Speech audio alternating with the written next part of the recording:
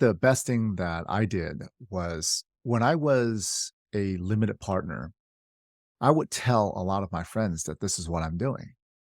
And when they would ask me, "Hey, Alex, how do we get into that?" I would just direct them to a website, right? Like someone else's website. So by the time I realized capital raising was my thing, I've already primed, say, some of my closest friends for about 4 years on this is what I do.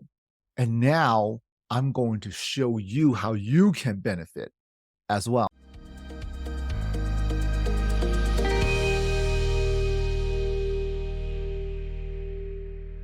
Your daily real estate syndication show. I'm your host, Whitney Sewell. Our guest today has some skills that I don't care if you're active or passive, you can use some of this in probably many ways in your life, just day to day activities. But if you're trying to scale or grow any business, he's got some tips for you today that are going to be very helpful. His name is Alex Tam. He's a doctor of chiropractic, a clinical director of an integrative medical practice, and founder of Zephyr Equity Group with his wife. His medical practice took too much time away from his family. He felt trapped. He's at 60 plus hours, right? A week. Many of us have felt that and have been pushed into real estate because of that desire, right? But it led him to real estate investing.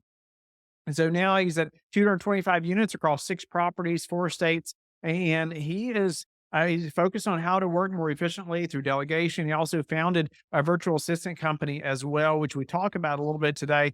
But he coaches entrepreneurs, especially doctors, small business owners, on how to grow their business and to be able to invest. He's going to lay out numerous things about hiring and using virtual assistants today that I know are going to help you. And especially if you are trying to raise money or think through, some specific tasks that you could use so you can gain back more time. Alex is going to have some great tips for you.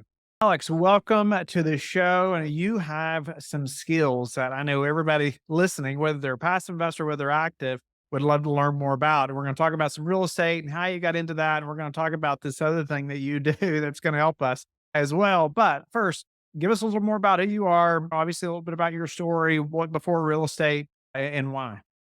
Yeah, sure. Absolutely. Well, Whitney, thank you so much for having me on the show. I really, really appreciate it. I started my real estate journey when I was almost 10 years in practice as a chiropractor. So I run a medical practice. And in 2018, I decided I'm going to go into a business conference. And I saw this guy named Grant Cardone sitting on an airplane, right? On the cover of his book. Went to a conference. He's talking about syndications. And that was the very first time, Whitney, that I heard about what a syndication ever was. Soon after, got into some limited partnership deals and did that from 2018 to 2021. And in 2021, my wife and I decided that we need to be more active since other doctors now are asking me what to invest in real estate. And I didn't feel educated enough as a limited partner to teach them about that and joined the education platform on Jake and Gino, joined some mastermind, and eventually gotten to become a GP in 3 deals last year and JV in a few more deals. And here we are. Capital raising, I realize, is really one of my strong suits, and also team building, marketing. So that's where I found that we add the most value with the teams that we've joined so far. That's awesome. Congratulations to you and your wife, by the way, in making the leap, right? And making it Absolutely. really making it happen. I know that's Jake and Gino's motto, right? Make it happen. One of theirs. I like those guys. I've known them for a long time. Great group, by the way. But awesome. I think it's neat when so many of us and so many people on the show can like think about the moment when it's like, wait a minute. I never heard of syndication before. I didn't know this was a thing, right?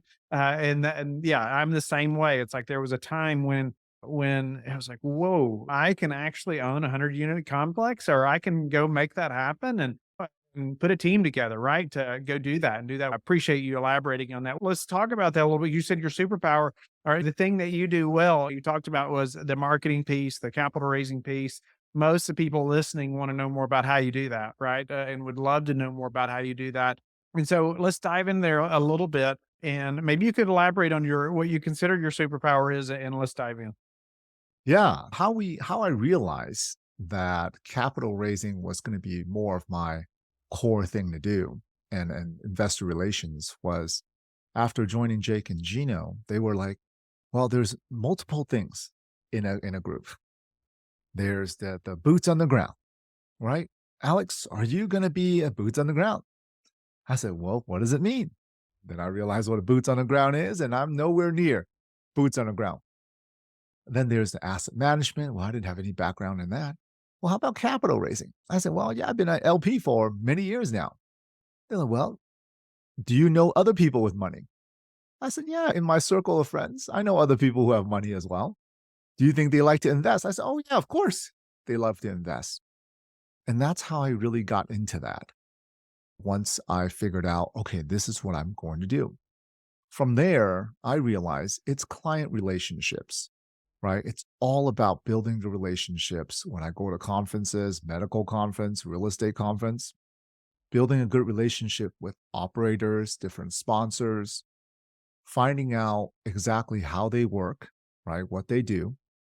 And then on top of that, finding out what my investors are looking for. And those are going to be a few key pieces. After that, well, I have a virtual assistant team that puts everything together on my social media, whether it's videos, audio, written blogs. So we're able to turn an idea into a reality very quickly because of the stature of our team. Yeah. Yeah. No, I love that. Yeah, I have told so many people similar to what you said there. It's like you can't do it all, right? Mhm. And to buy that 100-unit building, yes, I think it's often it's there's not too many more steps there than it takes to buy that sixplex, right? Just larger scale. But there are pieces of that man, you just don't have if you don't have the asset management background or you don't have some kind of experience level there, you need people on the team that do have that experience, right? But oftentimes getting started, there are parts of the puzzle that you're just better at, right? Already that you can jump into depending on what your background is.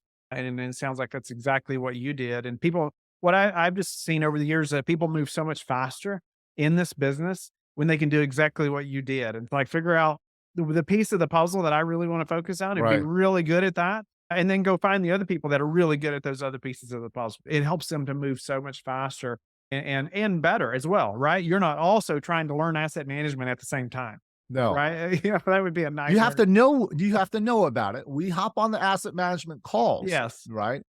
And but the nitty gritty of how the property management, I'm not the one talking to property management right, right. about it. Yeah, no, love that. When you started it, when okay, you knew your focus is going to be capital raising. You already have a network potentially of investors. How did you start to reach out to them to let them know, hey, this is what we're doing now, to really build some confidence in them? They didn't know you as this real estate person, right? I get that question all the time too. It's Whitney, I have no experience. How do we reach out and let people know this is what we're doing now? How did you do that successfully? I think the best thing that I did was when I was a limited partner, I would tell a lot of my friends that this is what I'm doing. And when they would ask me, hey, Alex, how do we get into that? I would just direct them to a website, right? Like someone else's website. So by the time I realized capital raising was my thing, I've already primed, say, some of my closest friends for about 4 years on this is what I do. And now I'm going to show you how you can benefit as well. So the transition was pretty simple for us, but then also showing them on social media. I'm actually actively doing it. I'm not just telling you I'm doing it. I'm going to conferences. I'm reading books, right? Getting on podcasts. And these are the things that will build a relationship. And when you have a deal, go over it with them. Do the webinar, explain it to them. Hey, shoot them a text of the pitch deck or the sheet, right? And then go from there. It's all about building the relationship, reaching out to them. Now, not everyone's going to be interested, right? Not everyone's going to be ready. You have to be ready for someone to say, nope, that's not my thing, and not get hard feelings about it. right? I think a lot of capital raisers and people who are trying to tell others something amazing and something great, when you hear enough no's, a lot of times people get discouraged.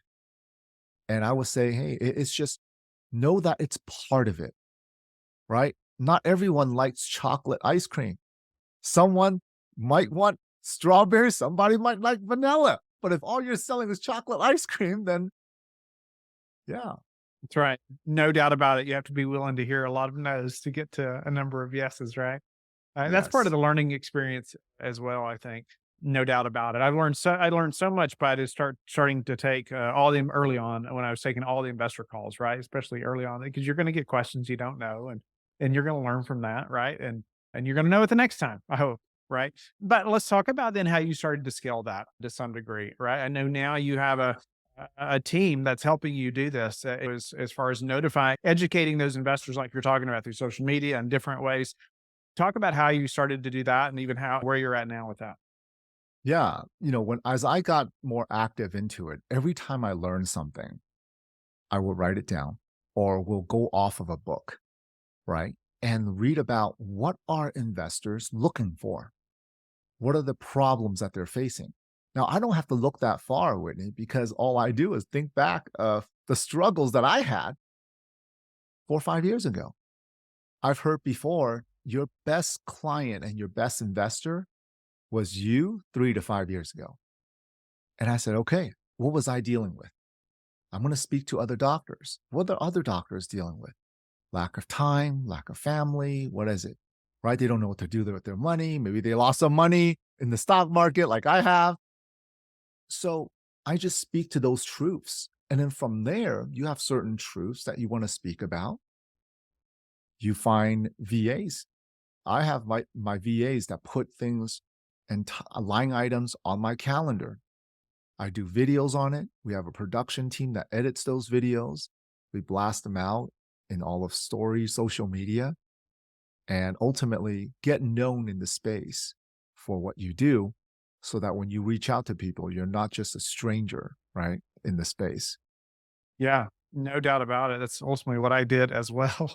But speak to how you started to utilize VAs and maybe some of the first things that you found useful for them to help you with. And then we'll talk about how you've scaled that some. But so often I've pushed people to use VAs for like 5 years. Once I started figuring out, hey, this is pretty amazing, right? That it's you're building the team. It's almost exactly what you said. You have a focus, right, in the syndication business that you're really good at, but then you're building out a team of people that are really good at pieces of what you need as well. Early on, what were the first, say, few things that you had them do for you? And yeah, let's start there. No, great question. So this we have to kind of go back a few years. It goes back to 2016. As the doctor in the office, as the business owner, I'm wearing a lot of hats, and one of them's marketing.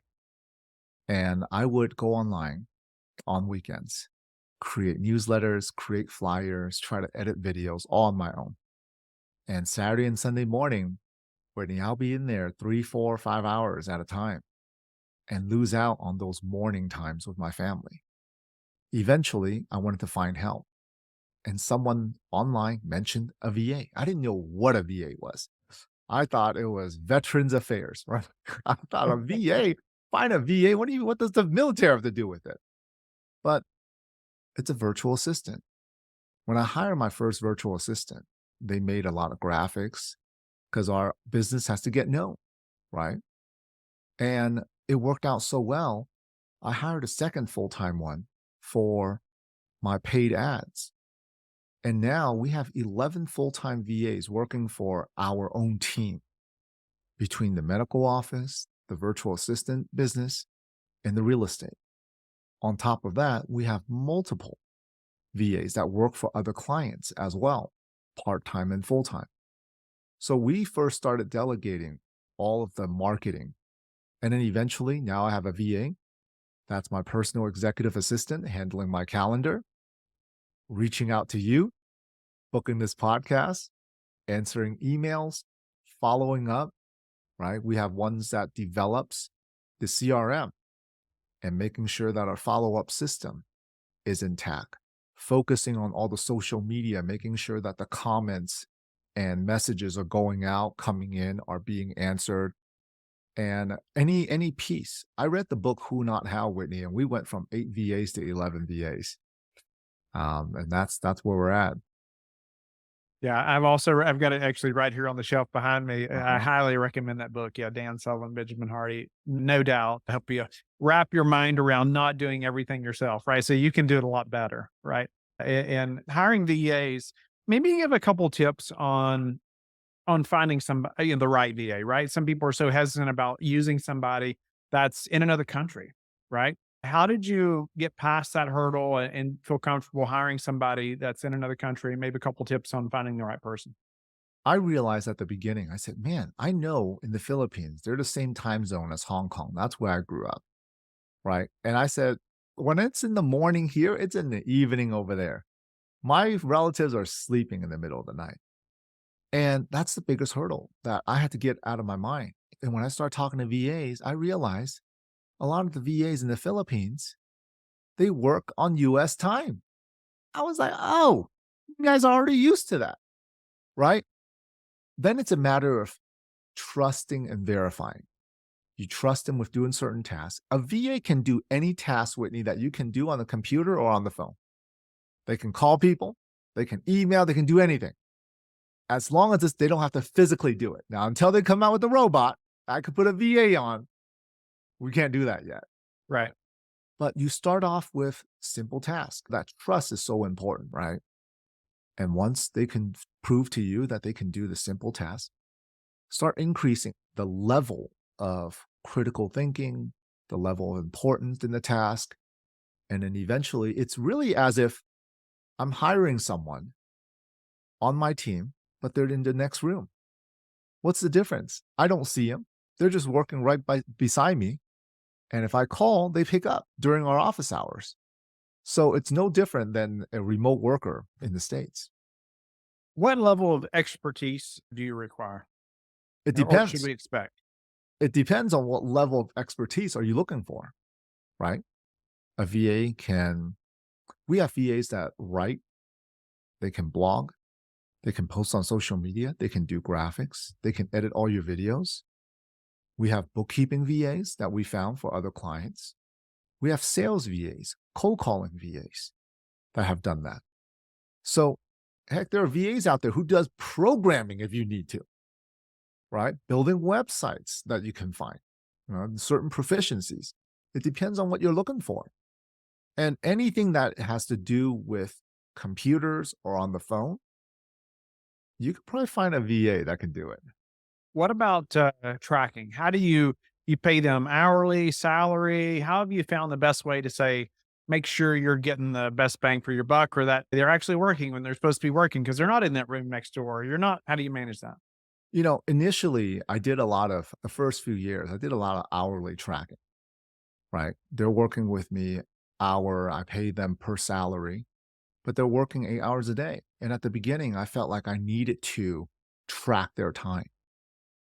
Well, eventually, I realized there are softwares out there that move the mouse once in a while, that helps you virtually move the keystroke once in a while so that your VA can look like they're working, right? As you're tracking them, but they're actually not. So eventually, you have to be the one that gauges your expectations. You know these things need to be done per day. Is your VA doing it, right? How productive are they? Setting the expectation and then checking up on their work. Having a virtual team is no different than having a team here that is also virtual. Can you trust them? The moment I can't trust the VA, they're no longer on my team. I'll tell you that much. If I have to question whether or not you're doing work for me and whether or not you're actually doing the work, you're already off my team. I can't trust you. If I can't trust you with just punctuality and time, how am I going to trust you with something way more important than that? Yeah.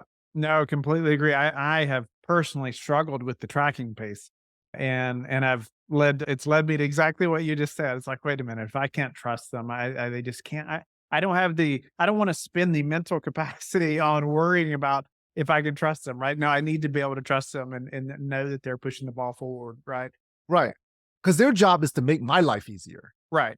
If Right. your job is not making my life easier, making my life harder, I no longer need you on your team. I don't care if it's in person or virtual. Yeah. Yeah. Well, let's transition just a little bit and speak to now maybe some of these specifics about what they're doing for you to help raise more money or to help gain more investors, right? Or the specific marketing piece of the syndication business. Absolutely. As a VA, they are able to use the sales navigator on LinkedIn, reach out to different people, right? Once they reach out to them, then if there others are interested, they'll put them into our CRM and we'll send them a series of 6 to 7 emails and text that has videos introducing us. They're already pre-built, right? Hi, Whitney. Da da da da da. Here's a video introduction. The next day, another video, and they go into this line of videos that are built in. Can we modify those, make them better? If we see something better at a conference or in a meetup, someone has an idea. Hey, let's put that into play right away. And then from there, well, if the client or the investor is emailing back, texting back about different things, I don't have to be the one on my phone texting them right away. Our VAs can do that, right? They can set up appointments, they can set up calls. Now, I still have to be the one on the call, but by the time I get on this call, hopefully, just like you've gotten a lot of the background information from me, right? That's because we have a virtual assistant who's my executive assistant who knows me really, really well, knows our history really, really well, understand my mission, vision, and core values really well also. And when the deal comes live, we're able to put together a pitch deck very quickly because we can have a group of people working on it all at the same time instead of just one. Like we JV'd into an apartment complex. It was a 17 unit, right? And it's a JV. Well, at the time, the property management wasn't doing their best, okay, at leasing. So we put together a video of a guided tour, if you will. I did a voiceover.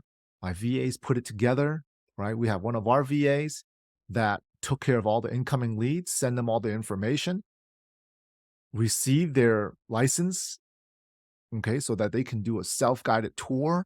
I mean, all that was done virtually, right? The applicant, the renter applied.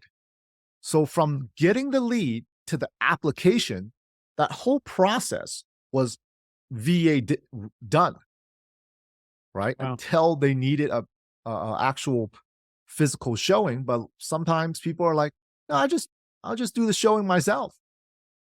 And now we have the potential to have the VA go in and walk them through the apartment complex virtually.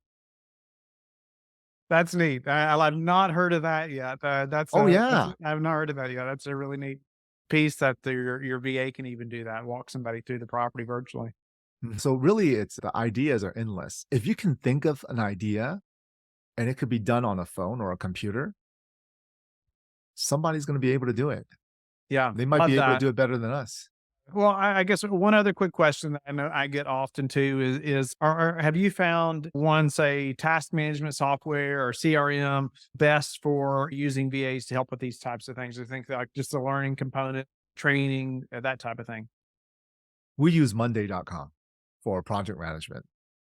And a lot of times when we are showing videos, we use OBS Studio to record the screen, right? Put it all on Google Drive so our team can have access to it, right? We have some trainings on Vimeo as well.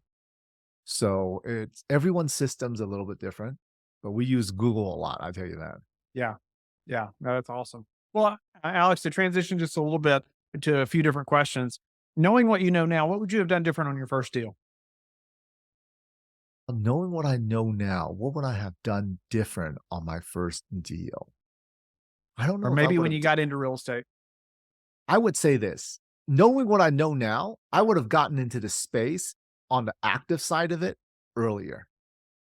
earlier, right? I didn't get in until 2021. I would have, knowing how, I wouldn't say simple, but it's pretty systematic. It's not like rocket science, right? Real Right. estate, when I first got into it, I was like, "Oh my gosh, syndication, that's a whole brand new term I didn't ever knew about."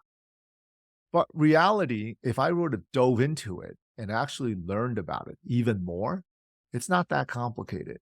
I would have done it earlier, instead of waiting. But maybe on a business level, I wasn't ready yet. So it's hard to Yeah. say. Sometimes I feel like if I'm not ready, then it didn't happen. Yeah, you and me both. I think everybody asks that. It's like, man, I would have done it so much faster. So I just hope somebody's listening and they're like they're just waiting, right? Or trying Yeah. to, oh, I need to learn some more things. Man, you eventually you do have to take the leap, right? And make it happen. What would you say is your best source for meeting new investors right now?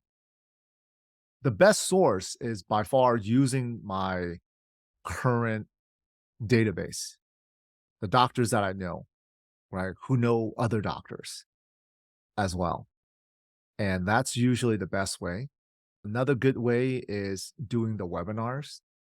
And then before a webinar, we usually do a blast, right? We tell, hey, other doctors just like you, share with other people. So that's usually, referrals are really good. I mean, if you do a 506c where you can advertise it, then of course there's that avenue Yeah. of advertising. But also, I mean, referrals are great. You can't beat those. What's the most important metrics that you track? Could be personally or professionally. The most important metric, wow, that's a good one. I would say in business, right? In business, one of the most important metrics that we track is in terms of, now I used to, let me take this back. When I was in the business more in the medical office, I would track, okay, based on our gross revenue, what's our profit margin, right? But now I also look at, based on the amount of time I'm spending, what could be my profit margin? So how many hours do I have to spend on this, right? Versus how much I can make from not me physically being in it, but also what can we get out of it? But at the end of the day, as well, Whitney, there's the money aspect, but there's also the time aspect as well. Does adding, sometimes we think of adding new things, yeah, more money, more profits. People talk about more freedom, but the freedom comes at a cost as well, right? Passive income is not that passive. A lot of times people want to build that passive income, which is great. But the act of you in building that passive income is not passive. Right. And I want to make that really clear to investors, right? You take on the business that you take on so that you have the cash flow. So you have the money to put into real estate so that you can have the cash flow. And eventually you have enough cash flow where you can just quit what you're doing. But the act of you putting the money into it, that's very, very active. Yeah. You don't want to be too passive about that, right? Or where you Right. put it. Alex, what about some daily habits or a daily habit that you are disciplined about that's produced the highest return for you? Oh, I get up every morning and I always listen to something that is positive. A positive podcast from Ed Milet, from Kidros. And you just have to I start with something positive. I work out on a regular basis, right? I make sure I block out mornings after a certain time on the weekend so we can go paddle boarding with the family. We all talk about having more time with the family, right? But how often do we actually block out those times and do it? I block that out on my schedule. Like it's blocked out. My VAs know. One of my VAs specifically handles my schedule. When we have schedule changes, when I need to change something, I let her know. And she handles a lot of my automated like scheduling. If my wife doesn't bring me lunch, she purchases it. If every 2 weeks she schedules me for a haircut, car needs maintenance, she does that. Right? Very, very valuable things that yes, I can do. It's like the other day, our water cooler in the office leaked, right? I told my VA, I said, "Can you give this number a call? Have them come and pick it up. Tell them what's going on." Done. My office staff was handling patients so that my virtual staff can take care of anything virtually that needs to be done. Love That that. yeah, I love the practical things there that you listed as well, just to help the listener to kind of think out of the box a little bit. You know, there's often, like, even you talking about scheduling a haircut, right? Oftentimes we don't think about, like, even things like that, that you're not having to think about anymore, right? You're not having to spend the mental capacity of even the time to look up the number to call and, to go make that happen. It's already done for you. It's on your calendar, like you talked about. yeah, Uh, love automated. that. How do you like to give back? I like to give back. This year, I was listening to another speaker speak earlier in the year, and this speaker, they flip homes and they give back by every year. One of the homes that they flip, they donate to a specific organization. So this year we picked it's called Leavin' Kids, Leavin', like heaven, but leavin' kids. And what they do is they go into communities that are underserved and provide like an educational environment, like a classroom where the kids can go after school and learn and do their homework, right? So we are partnering with them this year where certain supplements that we sell in the office will give back and donate to them. Wow. They're having a dinner soon that we're going to have tickets for that our staff can go to and also join over there. So that's how I like to give back to our local community. And on top of that, I'll be setting up some dates later this year to go talk to kids.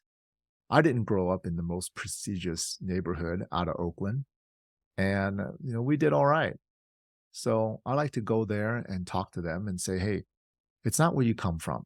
It's what you make of you, right? Your life is not dependent on where your parents came from or where you came from. So I want to be an example of that. Love that. I can relate to that as well. That's awesome. I appreciate your give back there, man. It's helping our youth to see what the possibilities, right? That maybe they Right. would have never been exposed to beforehand. So I appreciate your willingness to do that. Alex, appreciate your willingness to give back to us today and walking through, man, your path. Really, what most people would say, very successful path, right? In your practice, your medical practice, but even pivoting to growing another business, right? And having another focus and being willing to step out there, but also experiencing success there, being willing to build another team of virtual assistants and learning, I think, a lot of probably skill sets around making that happen. And now giving back to us today and teaching us to do the same thing, encouraging us. So thanks again for that, for your time. How can the listeners get in touch with you and learn more about you? They can find me on LinkedIn. It's just Dr. Alex Tam. Facebook, Instagram. My cell is 775-717-0090. And your listeners can call me, reach out to me, shoot me a text. Either way works. Thank you for being with us again today. I hope that you have learned a lot from the show. Don't forget to like and subscribe. I hope you're telling your friends about the Real Estate Syndication Show and how they can also build wealth in real estate. You can also go to lifebridgecapital.com and start investing today.